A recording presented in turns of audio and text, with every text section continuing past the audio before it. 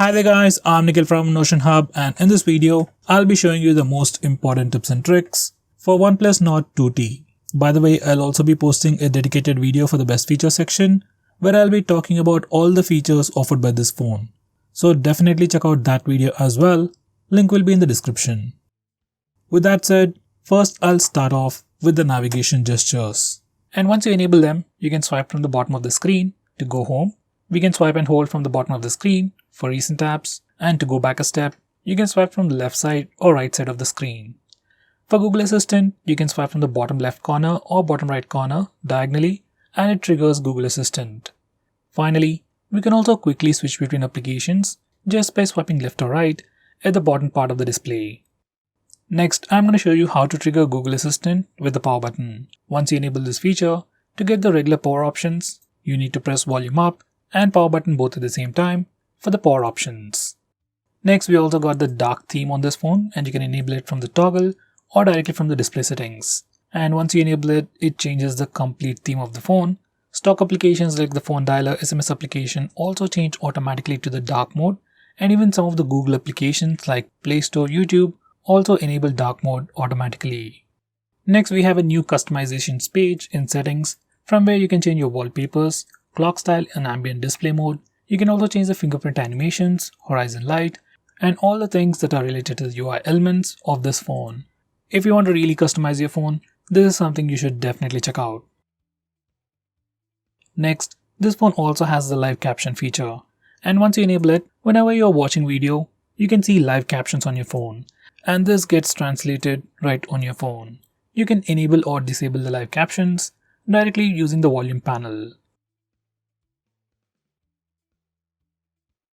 Next, we have reading mode. You can access it from the display settings, and once you enable this feature, it just makes the display black and white. Once again, if you're someone who reads a lot on your phone, you can use this feature. You can also configure this feature to automatically turn on reading mode for some specific applications.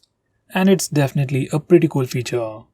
Next, I'm going to show you how to use split screen mode on this phone. For that, first we need to go to the recent apps page and then click and hold on the application that you want to open split screen mode in. Just press and hold and then select split screen. Once you do that, that application will open up in the top window, and you can select the secondary application from your recent apps or just go to the home screen and select the secondary application. Now we can use two applications at the same time. Next, I'm going to show you how to take screenshots on this phone.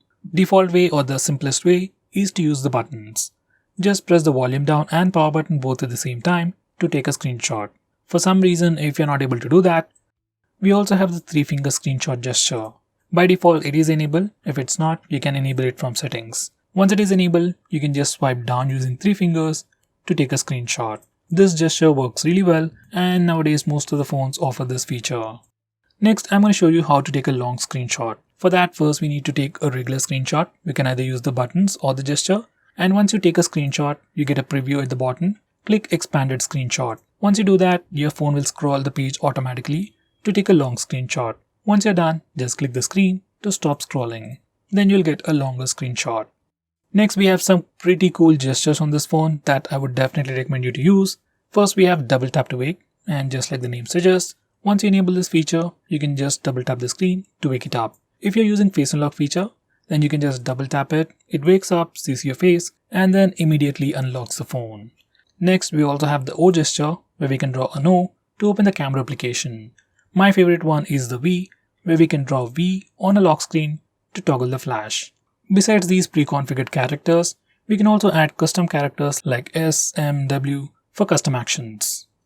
Next, to display the battery percentage and the network usage on the status bar, you need to go to settings and enable these two toggles. Once you do that, you can see the battery percentage and the network usage on the status bar. If you can't trace the steps, directly search for battery percentage in settings. Next, I'm going to show you some handy home screen gestures. Now by default, when you're on the home screen, you can do a swipe down gesture to pull down the notification bar. You can do a swipe up gesture to open the app drawer. Besides that, we can also do a double tap to sleep. This feature is disabled by default, and you can enable it from the home screen settings. Once you enable double tap to sleep, just double tap in an empty area on the home screen to put your phone to sleep. Next, we got a new feature called parking location as part of OnePlus Shelf, which will allow you to save the location of your parked vehicle. You can take a temporary picture as landmark, which will automatically get deleted later, or else use the GPS location as well. Going on next, if you're someone who likes to do a lot of screen recordings, maybe it's for games or for personal use, now on this phone, we can do screen recording at 4K resolution as well. From screen recording settings, we can further change the video bitrate, frame rate, audio source, and video orientation, and so on.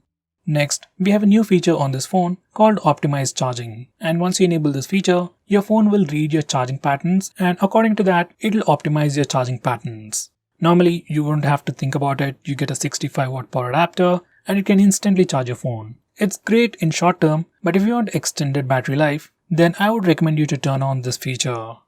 Next, we have a new feature called Lockbox in the default file manager, which will allow you to hide files. It's an inbuilt feature, so it works pretty well. So guys, these are all the most important tips and tricks that you should definitely know about your phone. If I missed out on anything important, do let me know by commenting below this video. If you are planning to buy this phone, use the link in the description. It always helps the channel. I'm Nikhil from Greedy Tech signing off. Have a nice day.